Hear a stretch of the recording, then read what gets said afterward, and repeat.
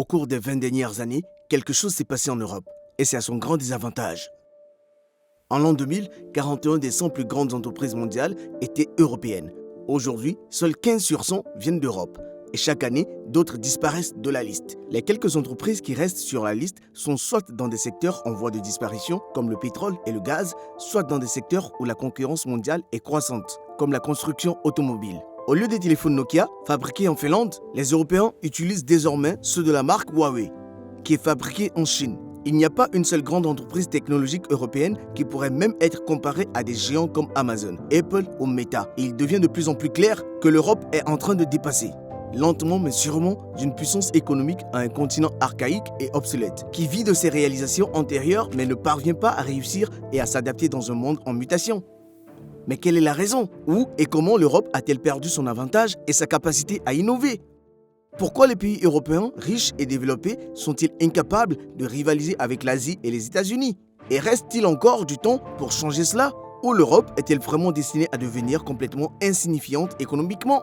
Mais pour comprendre ce qui n'a pas marché, nous devons d'abord comprendre comment l'Europe est devenue une superpuissance économique. Car la domination économique de l'Occident est étonnamment un phénomène très récent. Jusqu'au XVIIIe siècle, la différence entre les économies de différents pays et celles des différentes régions était extrêmement faible. En fait, l'Asie, l'Afrique et l'Amérique latine étaient économiquement au même niveau que l'Europe et l'Amérique du Nord.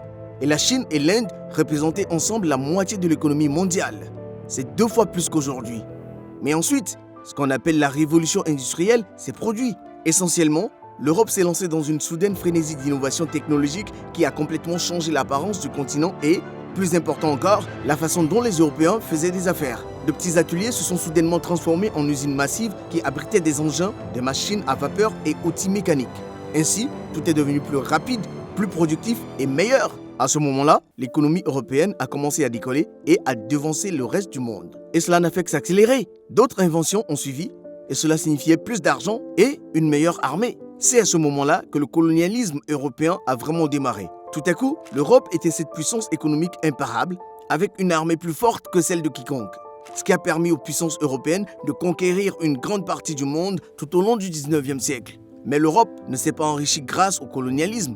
C'est parce qu'elle était riche qu'elle a pu coloniser la majeure partie de l'Asie et de l'Afrique. Et cela l'a rendue encore plus riche, en plus de lui avoir permis de maintenir une grande partie de sa concurrence potentielle dans la pauvreté. Tout allait bien pour les Européens jusqu'à la fin de la Seconde Guerre mondiale, lorsque les choses ont commencé à changer.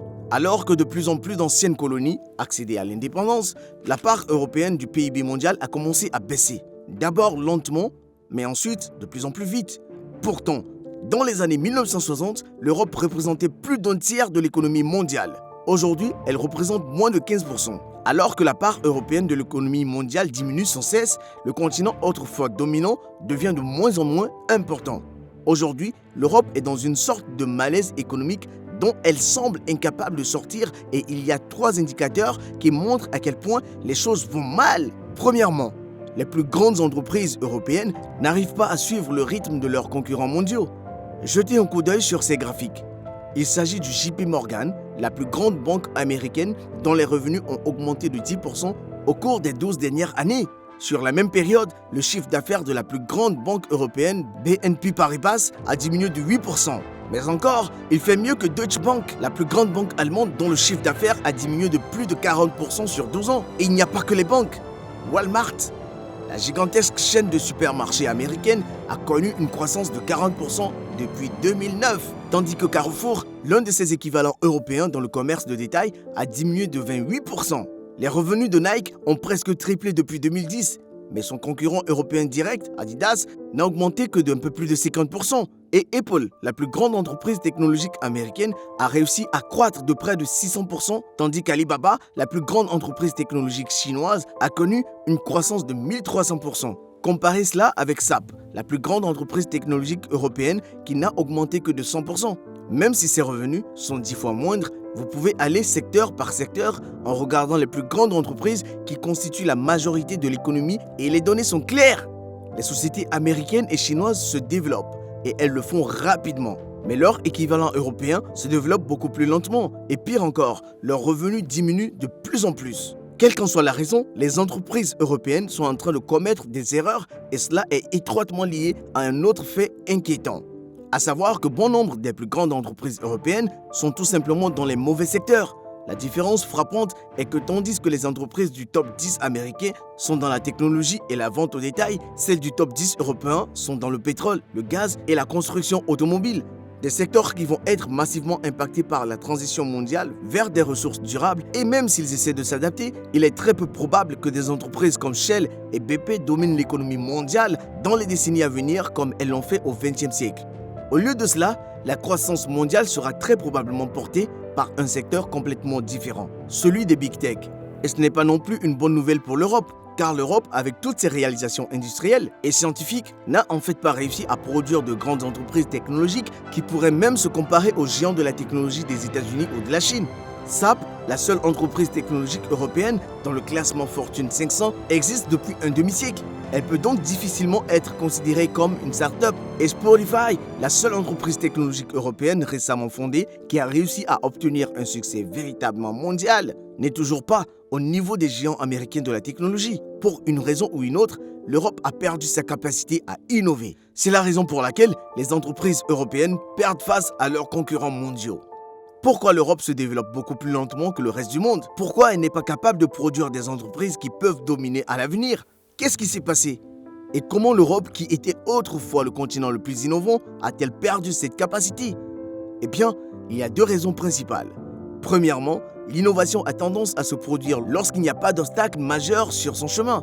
Et des études comme celle-ci montrent que l'un des plus grands obstacles à l'innovation est trop de réglementation. Eh bien, il se trouve que l'Europe est une puissance de la réglementation. Il est généralement le premier au monde à réglementer quoi que ce soit et le reste suit généralement beaucoup plus tard et adopte souvent les normes européennes. D'une part, c'est très bien, parce que la réglementation est destinée à protéger les personnes, l'environnement et tout ce qui nous tient à cœur. Mais d'autre part, trop de réglementation peut réduire la capacité des entreprises à faire des affaires, diminuer la concurrence, les investissements et généralement ralentir toute l'économie. Au cours des dernières décennies, l'UE et les différents pays européens ont réglementé plus que quiconque. En fait, l'UE a même lancé un programme pour inverser cette tendance, mais jusqu'à présent sans succès. Il est plus difficile pour les entreprises européennes d'innover, surtout sur un terrain qui n'est pas propice. Bien que la majeure partie de l'Europe se trouve désormais dans l'UE, chaque pays a toujours son propre ensemble unique de réglementations, de lois, de permis et de licences que les entreprises doivent respecter si elles veulent y faire des affaires. En ce sens, l'Europe est plus fragmentée qu'il n'y paraît. Il s'agit de 28 marchés différents plutôt que d'un seul grand marché. Il est donc plus difficile, plus lent et plus coûteux pour les entreprises européennes de s'étendre sur le continent comparé par exemple aux entreprises des États-Unis. Il est donc plus difficile pour les entreprises européennes de se développer aussi rapidement que leurs homologues mondiales car elles ne ciblent que leurs propres petits marchés nationaux. Et cela signifie également que la majorité de la concurrence en Europe se produit au sein de chaque pays, mais pas autant sur l'ensemble du continent. Et que les entreprises européennes n'ont donc pas besoin d'être aussi innovantes et agressives que si elles étaient sur un marché géant comme le marché chinois, indien ou américain.